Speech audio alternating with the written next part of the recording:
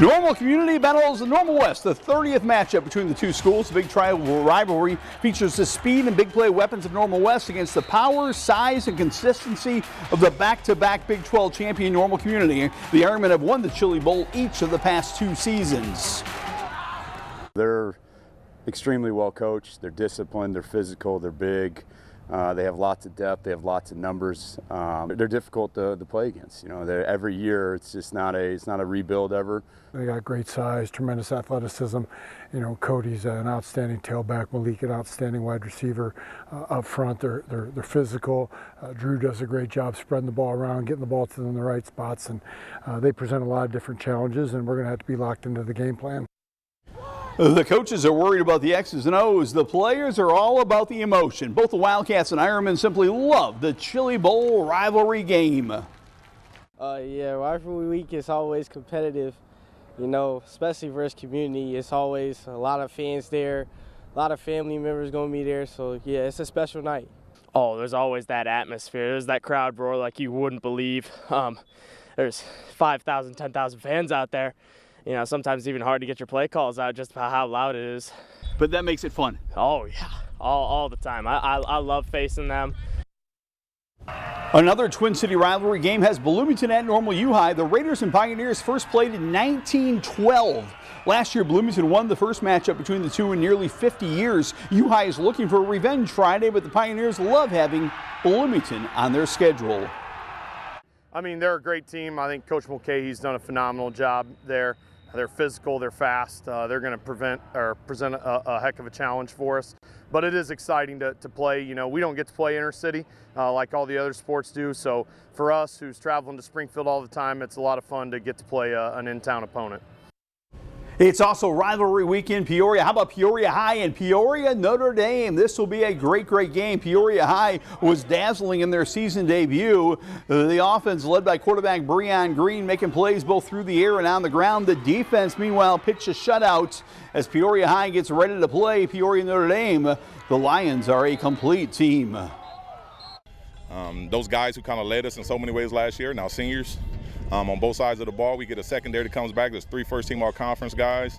Offense, same thing. So, again, we got weapons, and I'm just kind of excited. To Middle Illini football, the Metamora Redbirds will head north to LaSalle, Peru this Friday, but we got to talk about last week. Win number 1 for their new head coach, Nick Dolinsky. Nick, of course, a former Metamora player, longtime Metamora assistant. He admitted it was pretty emotional to get that first win as Redbird head coach. It feels pretty good. I'll be honest. I'm pretty happy, to be honest with you. But it's about those guys. They played their tails off. We just try to put them in a position and they execute. That's all I can ask. And got a great community. We had a great crowd here tonight. Student section was great. The coaches did their jobs. But it's not just about me, but it's just one more in a long line of Metamora wins. The Redbirds did give their new head coach the game ball. What a difference a year makes for the Morton Potters. The Potters lost in week 1 to Mahomet by 32 points last year.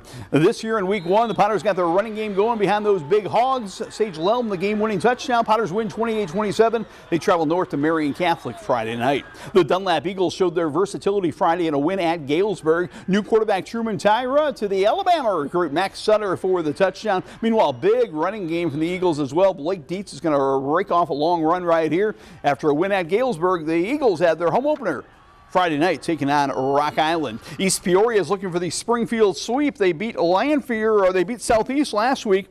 They're hosting Lanphier this week. Dalton opening the touchdown here to Aiden Hindert. R.J. Jackson had a big day running the ball.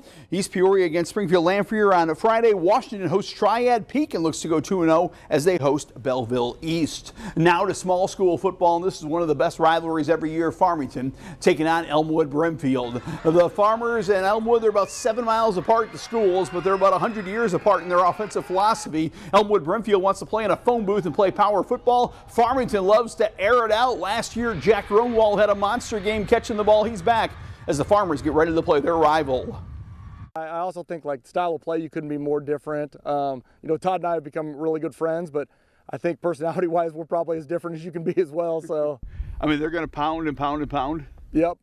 They're gonna just keep running the ball. We know what they're gonna do. They know what we're gonna do, and it'll be fun.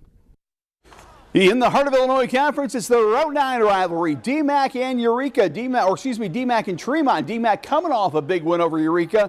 They'll now make the short trip to Tremont for a big game coming up on Friday. Fieldcrest takes on El Paso Gridley in a rivalry game. Leroy battles Tri-Valley in another rivalry game. A great Friday of Heart of Central Illinois football games. In the Illini Prairie, it's the rivalry in Pontiac and Fairbury. Pontiac hosts Prairie Central. Should be a dandy. IBC is at Bloomington Central Catholic in the Sangamo Conference. Olympia coming off a week 1 win. They are hosting Riverton.